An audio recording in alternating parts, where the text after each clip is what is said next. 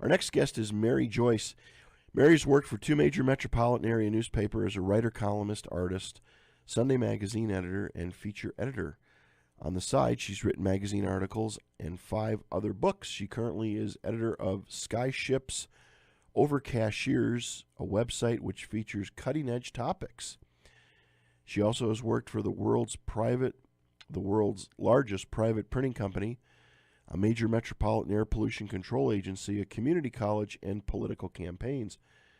Her career includes working for Fortune 100 companies, coordinating art and printing for Talking Children's books.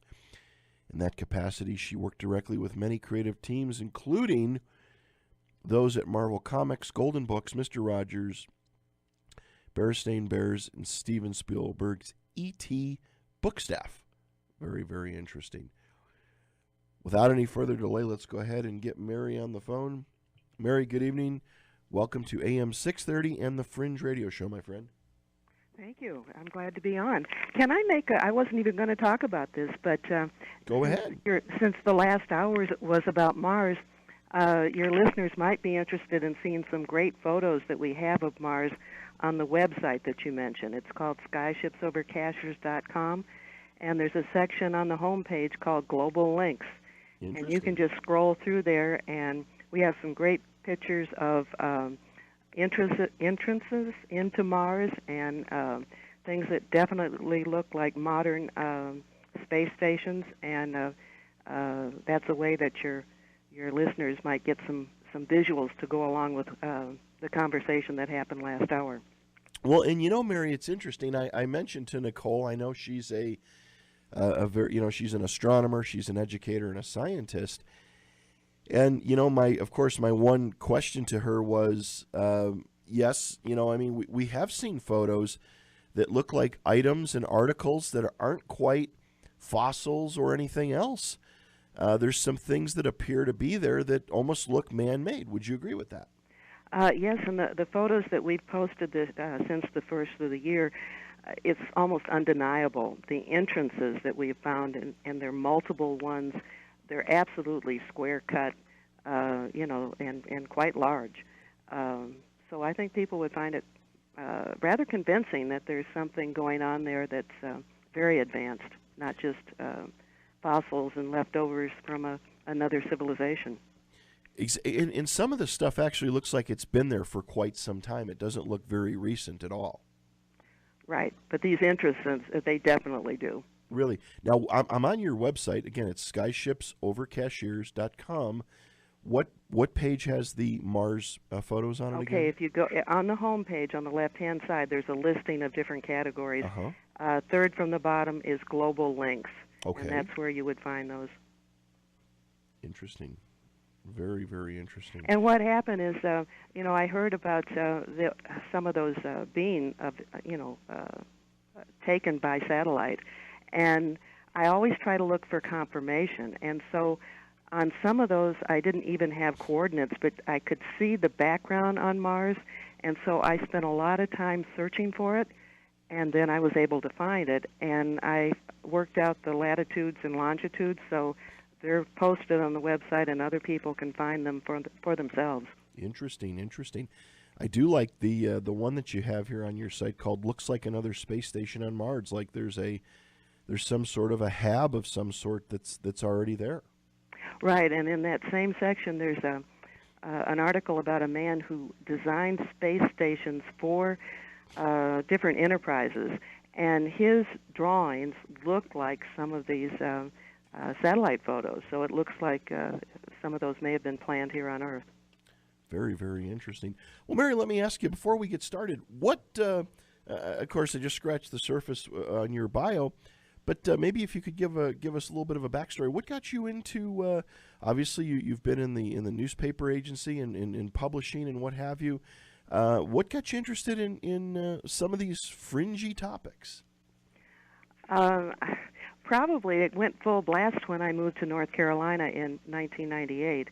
And I swear to God, I live in one of the most mysterious places in the country. We have Bigfoot stories going on and investigations. We're interacting with Bigfoot. Found evidence of little people in this area. Of course, they would be ancient. They're known as the Cherokee Little People. We have underground military bases, and we have a lot of UFOs. And all of those I find incredibly intriguing. And with my newspaper background, I certainly have a lot of curiosity. And when I hear about these things, I like to pursue them. Well, and again, so many times people, Mary, they get, as I've said so many times, I think people are becoming more open-minded. Of course, I don't think there's nothing wrong with being skeptical versus being a skeptic and a debunker. But there are people that people do see things, and I feel that it is good that type of stuff is reported, and people like yourself will take a step forward and let others know about it, either through books or websites or what have you, because people are seeing things that are quite unique. And with the newspaper background, I check things out as much as I possibly can before we post them. And sometimes the stories don't pan out, and I don't post them. But then you get some really good ones, and some of them begin to evolve. And like currently we're doing things with Bigfoot, and we've gotten to the point now where we have what I call a gifting location, which is in the remote sections of the high mountains here in western North Carolina. And we started out just giving food, and then we started leaving different gifts, and it's interesting how the Bigfoot is responding. So we have a lot of ongoing, I would call it, I guess, research, and it's just plain interesting. Oh, it is. It is. Do you get a lot of people that submit articles to you and send them to you? What happens is I get contacted, and people will tell me their story, and if it gets interesting, if it's possible, I try to meet with them in person and interview them, and then I write it up and I send it back to them to make sure I've got it right before I post it.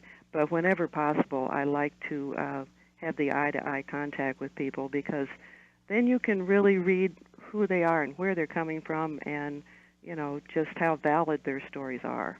Right. Do you get some hoaxers every now and then? We pretty much have been fortunate in avoiding most of that, because they usually send out warning signals. So you kind of check it out before you put it on the web. Sure. Well, yeah. Again, it's so sad. Like on YouTube, all these people that make the hoax videos, if they put their time and effort into something worthwhile. Right. If they put their time into something worthwhile, it would be good for everybody. But most of them don't want to do that. All they want to do is, and some of them are very good at it. I mean, I know I saw one little deal. It's a little spaceship that lands, and these aliens come out of it, and it looks very convincing. And again, the time and effort to do that is crazy to generate a hoax. But put it towards something worthwhile and incredible. Absolutely. Especially if you have that kind of talent, take photos and stuff that's out, take photos and what have you, and enhance them for people and help others, maybe clear things up a little bit, because that's the problem. It seems that we get a lot of great photos that people send in. I get them sent into the show here too, as well. But, they put it on maximum zoom. They take a picture, and all you see is a blur or a blob. It's hard to say what it could be. But it's, again, put the time and effort into doing something constructive. Mary, we're going to take a real quick short break here, and then we'll pick back up again. Our guest tonight is Mary Joyce. Her website is called skyshipsovercashiers.com. All right, everybody, welcome back. Mary Joyce is our guest for the second hour. Again, Mary, thank you for taking time out of your evening to be here with us tonight. I appreciate it. Thank you.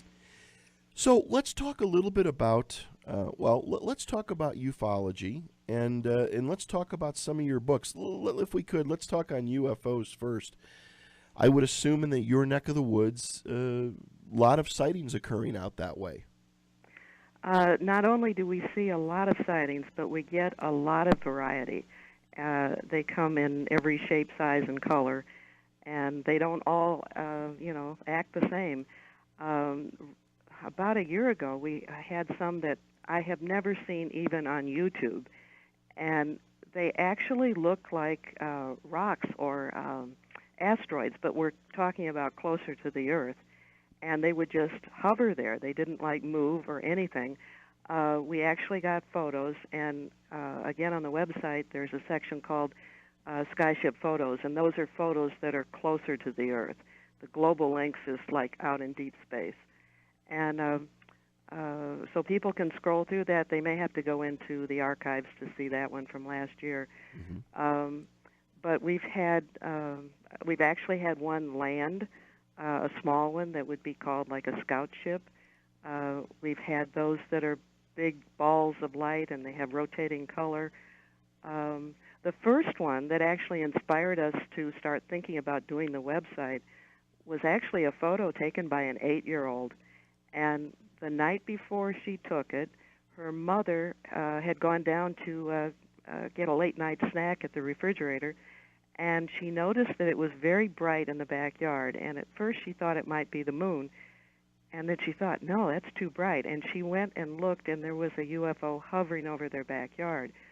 Well, the next day when the 8-year-old hears about this, she gets her camera out and she starts taking pictures of the sky. And when they went to the grocery store, she snapped one just aimed directly at the sun.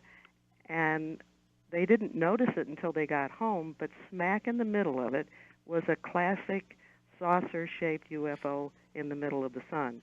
And from a lot of different things that we've done here, UFOs can hide in the light of the sun. And but it was a good photo, and from then on, we just stayed very, very alert to what was going on. And that was back in 2008, so very interesting. That's been 8 years that we've been doing this. What about abductions and contact? Is that something that happens quite a bit in your area? Do you have a lot of people? I haven't heard of any of it right here. Now, we've covered that subject to some degree on the website, but I don't have any stories from here about abductions.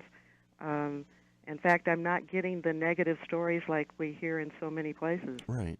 Go figure. Yeah, because most encounters, that's what they seem to be. They seem to be medical experiment driven, research driven, people being terrified.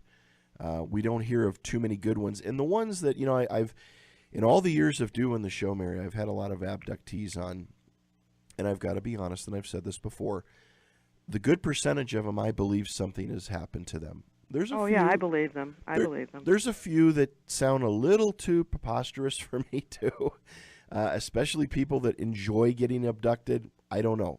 But again, I'm open on this. If I wasn't open, I wouldn't be doing this program. But most of them are just absolute terrifying events. Right. Now, we did an article, I think it's been since the first of the year, about a man named Joe Jordan, and he is in charge of MUFON down in Brevard County in Florida. And he was, he didn't believe any of this kind of stuff. He was just into the nuts and bolts, which is typical of MUFON.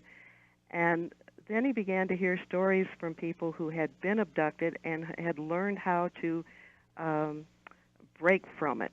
And in every single one, they were either calling upon Jesus or they're calling upon God or they're doing something of that nature. And that seems to stop it. We've had more reports than just that one, but this was from a man who has actually started a group to support people who have had experiences so they don't have to continue being abducted. And if anybody is listening and has had that kind of an experience, they might want to go into that and take a look at it. Yeah, matter of fact, I saw that on your website. Very interesting articles. A question comes into you, Mary, from Carol in California. One of our, she's here every Saturday night for us. Her question is, Mary, could you weigh in on the topic of the more than 100,000 people allegedly that have disappeared in the United States national forest areas? I know that ex-FBI agent David Paulides wrote several books on that called Missing 411. Is that something that, what's your thoughts on that, and is that something that takes place or something that that you cover in your work? He is definitely the one who's the the one that comes to mind when anybody talks about this subject. And I'm familiar with his work. I don't have anything that would be comparable to that. Um, I just don't have any live stories to give you on that one. Okay, yeah, I was just curious if that was something that was happening down there.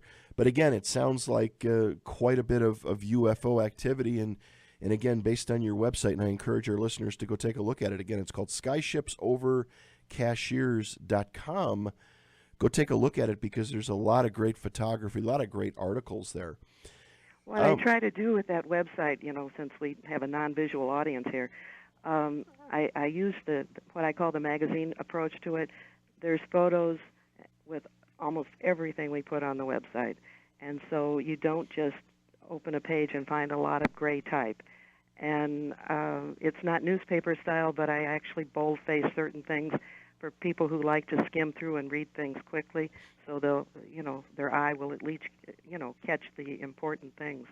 And it's a very, very readable website that I think people should at least check out at least once.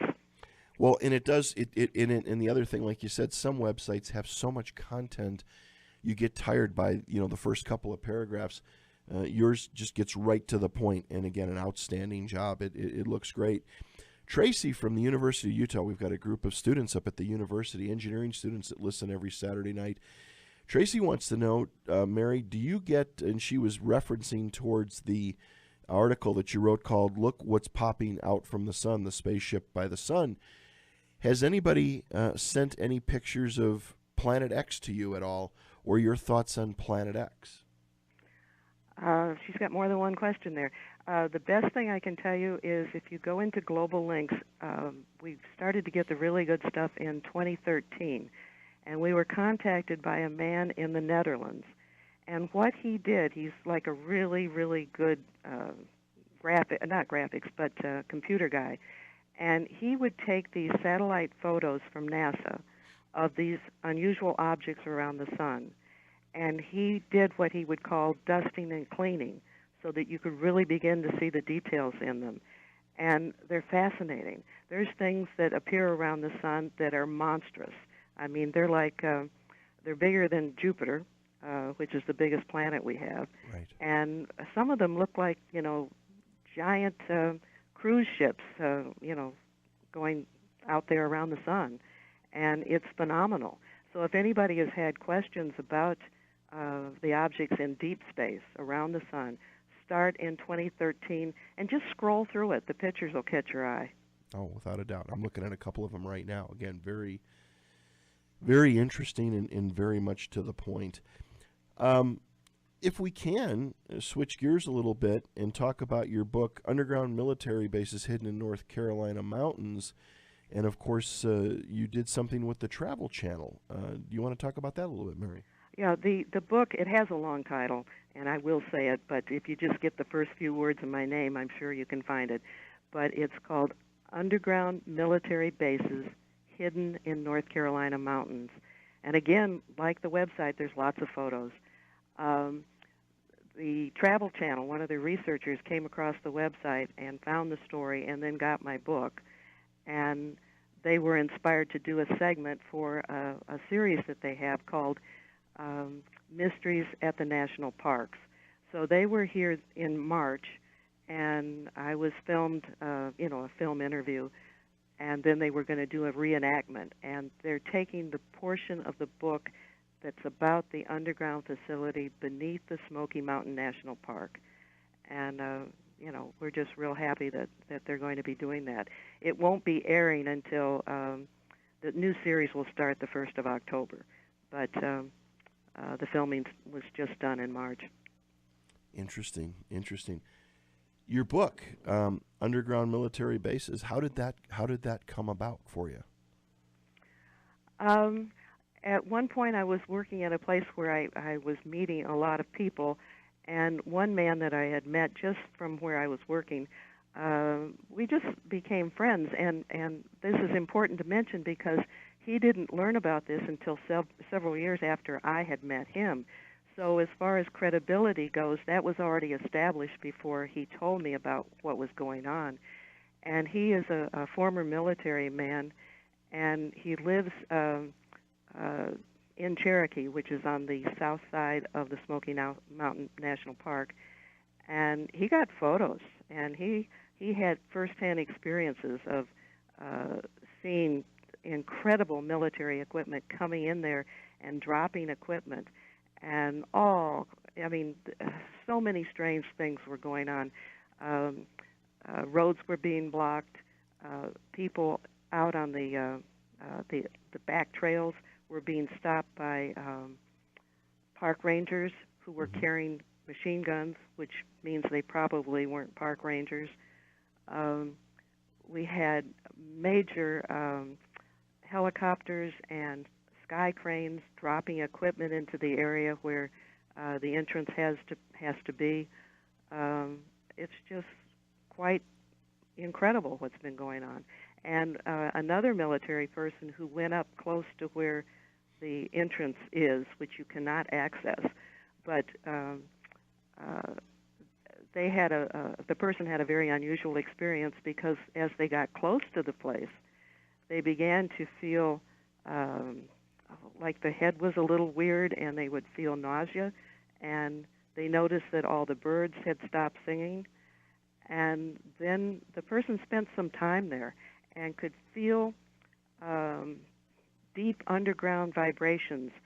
The sound was compared to somebody driving pylons into the ground if they were going to build a bridge.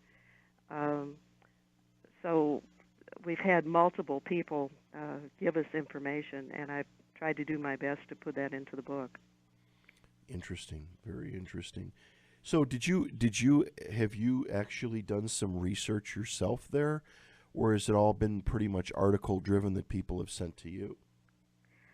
Um, in this case, I've talked to everybody in person who I quote in the book, and I have been to the locations that they have been to. I have not had the fortune of being there when the helicopters come in, or when the sky cranes come in, or that's a matter of timing, and my timing hasn't been good. Sure. But I have been to these places, for myself. And they're isolated and they're remote. Yeah. The road that takes you to the closest point of to get to the place is called Hind Toogie Road. It's an old gravel road, and I went and explored that for myself. And so I've learned the terrain. And there's a fish hatchery, and this is kind of an interesting story. Two guys from the fish hatchery, which is in Cherokee, or on the Cherokee Reservation, they noticed that the water flowing into the stream was just drying up. So they started trekking up the stream to try to find out if a beaver dam or something had been blocking the water. Well, they were ones that were confronted by the supposed park rangers with the guns and told to turn back. And when the two men reported what had gone on, they lost their jobs. But what they did find out was, up at the top of the mountain, there was a reservoir where the water always was like a little lake, and it was totally dried up. And where that was located, a 50,000-gallon water tank had been buried in there, with just a little bit of it showing at the top of the empty reservoir. And then there were pipes going from that tank down into the ground, implying that the water was being put down underground to supply something. Interesting. What do you think's going on over there, Mary? What do you think? Well, in the book, I write about 5 different underground military bases around here. There are natural caves in this area, so it's very easy to expand upon those, but they're certainly much bigger than that. The first facility that I learned about, and this came from 2 people with high security clearance, they talked about it being 6 stories deep and city size and totally self-sufficient. And then to just tie everything together, there is a lake near this other place. It's called Perry, and it's called Wolf Lake, and people have seen UFOs going in and out of that lake. And it's so close to this Perry facility that and UFOs have been seen around it so frequently that it's easy to imagine there's a link. Interesting. So kind of like an Area 51 on the East Coast. It is. It is. And the reason I wrote about it, because I don't write books just to write books. That's not my motivation. But nothing had been written about things like that in this part of the country. Now, there's certainly been a lot written about places in the West closer to where you are, but not in this area. Sure. All right, everybody. Welcome back to Fringe Radio. Our guest tonight for Hour 2 is Mary Joyce. Again, Mary, thank you for taking time out of your busy weekend to join us for an hour. Thank you. Appreciate it. And her book, or her book is called Underground Military Bases Hidden in North Carolina Mountains. You can go find that on Amazon.com. Where else can our listeners get that book as well, Mary? Well, since you're on that part of the country, Amazon's probably the best way to go. The best place. And then, of course, your website is skyshipsovercashiers.com. That's a unique website. I like that. Thank you. We got a couple questions sent in for you, Mary.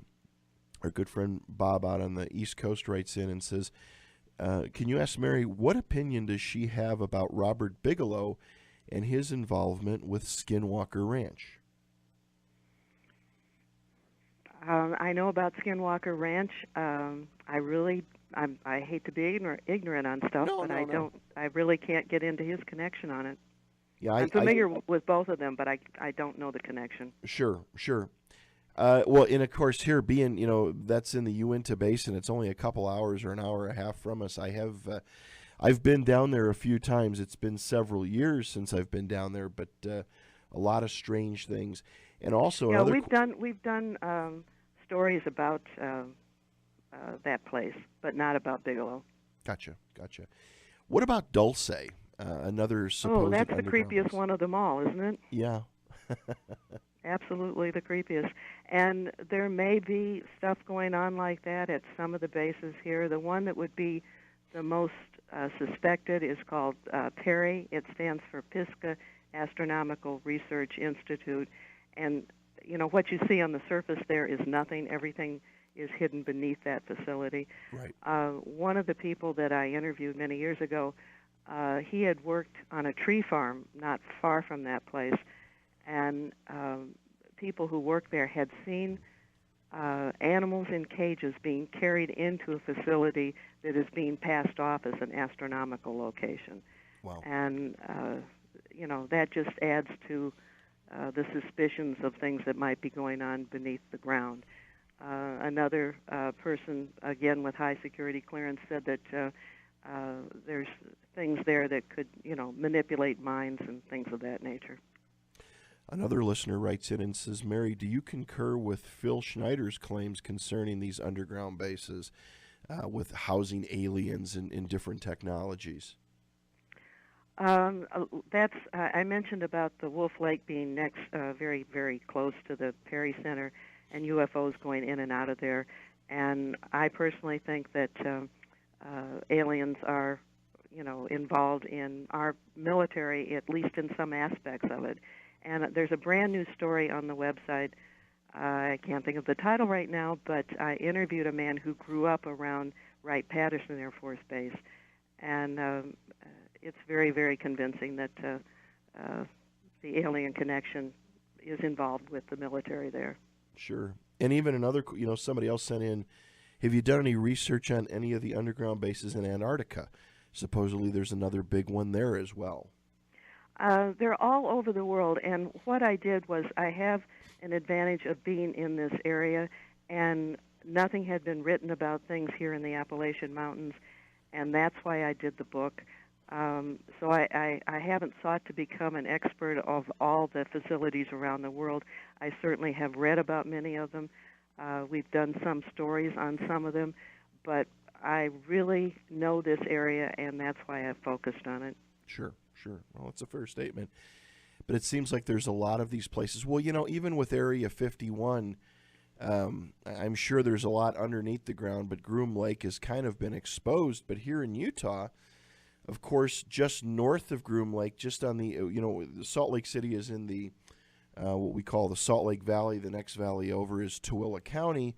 and then the next valley over from that is just all open range, and that's where Dugway is. And Dugway has very, very little sticking up as far as buildings. There's hardly anything, just gigantic runways and areas that, just small houses, small buildings here and there. Nothing too huge. It's you kind of wonder where, if they're testing aircraft or whatever they're testing, where it goes after, after it's done flying. There's a place that's closer to where you are. It's called Tonopah, which is like a little bit more secretive than Area 51. And if people go to our website and type in the search bar and just type in the name William Pawlek, it's Pawlec, I think, but that should be close enough to get it. And there's a story, about that secret base. And this man, who's no longer living, but he was involved with doing the security around Area 51. He was involved with doing security for Air Force One, and he told some really interesting stories, especially the third section of that article, because then he gets into the experience of the German connection with our military. Interesting, very interesting. As far as aliens and what have you, do you do any research on different types of aliens, Mary? I mean, as far as hybrids or reptilians or anything like that? I have an article on there by a man named Reverend Michael Carter. Oh yeah, we've had him on the program several times. Okay, and I've met him in person several times, and I did do a story on him.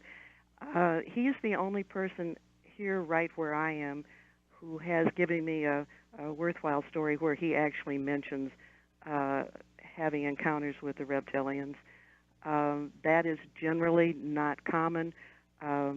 What we get the most common here are either the grays, or we get those who come in at a higher vibrational level, and they would be like the Pleiadians, or the ones that seem to be more concerned about caring about human beings. And rather, they're not the ones that do the experimenting. They're the ones who seem to come forth with information and knowledge and encouragement. And thank goodness. I mean, I hate to just focus on things like grays that want to poke and prod you, and right. and reptilians who I don't ever want to meet. No, I totally agree. It seems that they all have different agendas, and one thing that I kind of get out of the little grays is, to me, again, with all the people that I've had the opportunity to interview and the books that I've read, they seem to be sort of the non-emotional worker bee, if that makes sense. Right. I don't know if I think it's like any creature, human, animal, whatever it is. I mean, I believe there are just emotionless beings out there, and maybe what they're doing is not. I mean, of course, we as humans, we perceive these things as horrific acts, but they just seem to be the people that get the job done, and for a higher... It may be equated with us taking our dog to the vet. Right. Yeah, the vet doesn't... I'm sure the dog doesn't appreciate it at all. Oh, no. And imagine, if you're just handled by, it's like raising livestock. For the most part, there's just, the end result is what's really in mind. I mean, it's sad to say, but it is. Mm-hmm. But that's what I kind of feel about these grays, is that they're just an emotionless creature, if you will, and they're just there to perform tasks. I would agree with you. What's your thoughts on shapeshifters? I've seen some photos, of course. Probably one of the famous ones that's out. One of the famous ones that popped up on the internet. Now, again, it could be a hoax, but it was one of the Secret Service agents at one of Obama's talks or speeches, and there's a bunch of people that caught pictures of this guy that appeared to be somewhat changing a little bit right there at the event while he was getting aggravated with people. What do you think about shapeshifters? I saw that. I mean, that was up a number of years ago, right? Right, right. Yeah, I did see that. Um, Anything's possible because I use this analogy. It's an old one, but if you have a ceiling fan and it's turned off, you'll see 4 or 5 paddles. And if you turn it on and you turn it on fast, it's like you can see through those paddles. Right. And so there are things at different dimensions that can slow themselves down or speed themselves up, and that may be part of what's going on with the shape shifters. Yeah. Yeah, that was an interesting photo, and when I dug a little bit more into that, at first I thought, it's just a hoax. But then what I read more about it is there was something going on. The guy, in human form, if you want to call it, they showed pictures of him. He had a shaved head. He had kind of an angry look about him to begin with. And what I was reading about, the more I dug into these photos, was something was taking place in front of him, a row or two up, that was getting him somewhat agitated or at least upset. And that's when, I don't know, if he's a reptilian or a Klingon or whatever, and he saw something happening, his emotional level rose, and maybe that had a physical transforming effect. And when you're talking about reptilians, that certainly makes a lot of sense. Right. They tend to... But, we have the same thing associated with the Bigfoot. And again, it's stuff that needs to be researched more. But we get more and more stories about Bigfoot being able to, change dimensions too in front of people. Right. So maybe they are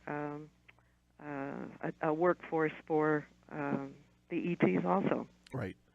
Well, and it is very interesting. I don't know if you've noticed this, but every time, well, I shouldn't say every time, that's not a false statement, but a lot of times when people see Bigfoot, Sasquatches, people claim that there's usually a UFO sighting at the same time.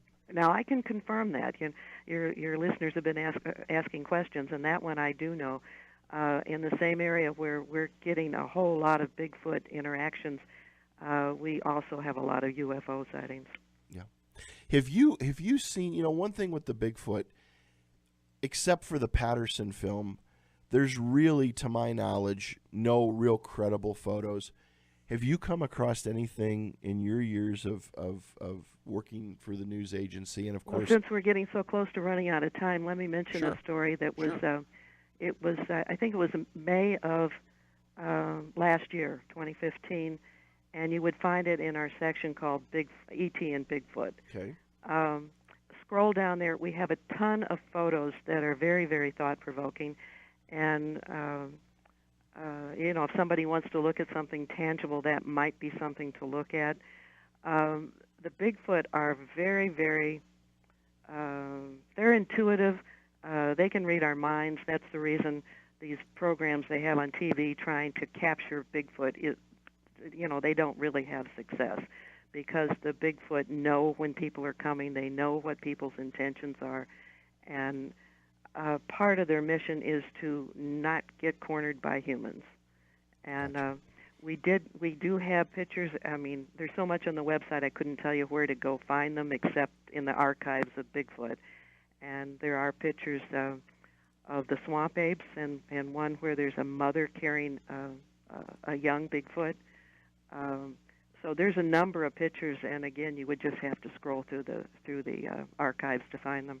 And there's some credible-looking ones out there. Before we wrap up, with your book on underground bases, series Mysteries at the National Parks, is this an ongoing series of books, Mary? You mean that I'm doing, or that what they're doing? Mysteries at the National Parks, is that? Mysteries at the National Parks is an ongoing series that the Travel Channel has. Gotcha. And they had their first season last year. It was very successful. So they've been in the process of filming new ones for the season that will start in October. Very, very interesting. Well, a lot of strange things happening out your way, without a doubt. So if you want to come where it's green and not so dark or brown, come on out to our mountains. It's a great place to vacation, and you might just get lucky and see Bigfoot or UFOs or underground bases or something intriguing. Something out of the ordinary. What do you have coming up? Are you working on any other books or projects? The one I'm working on the most right now is the Bigfoot. They keep stumping us. We gave one.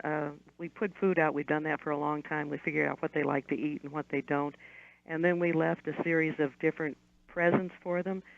They only took one of them, and then they kept it for 6 weeks, and then they returned it. And then it's happened again. We left a mirror out there. We thought that might be kind of intriguing. They took it for about a week and then returned it.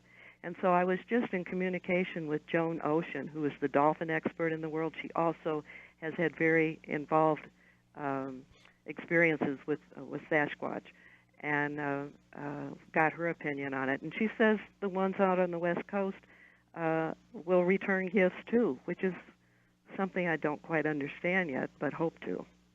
Well, yeah, maybe if you leave them an iPad or something, they'll keep it. What a thought. That would be a bit expensive. Yes, without a doubt. Mary, I want to thank you so much for coming on tonight, and I'd like to get you back on down the road a little bit. So much more to cover, but it was an honor to have you here again. Mary Joyce was our guest. Go check out her website, skyshipsovercashiers.com, and her book, Underground Military Bases Hidden in North Carolina Mountains. Again, Mary, thank you so much. It was an honor to have you here. I apologize for my voice, but I thoroughly I hope you feel enjoyed better it. real quickly. I'm doing better. I just sound terrible. Yeah, and somebody told me that you have a wonderful radio voice, and then I get you when it's all scratchy, huh? There you go. You'll have to listen to some of the archive shows. Thank you for having me. I appreciate it. All right, Mary, God bless. Have a great weekend again. Thank you for you. being here. All right, bye-bye.